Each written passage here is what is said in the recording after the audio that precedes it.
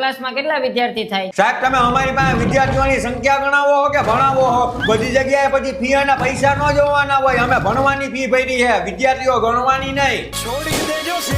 આથી કઈ વાંધો નહીં. ચાલો વિદ્યાર્થી મિત્રો, હવે જે હું પ્રશ્ન પૂછી એનો જવાબ જે પહેલા આપશે તે ઘરે સૌથી પહેલા જાશે.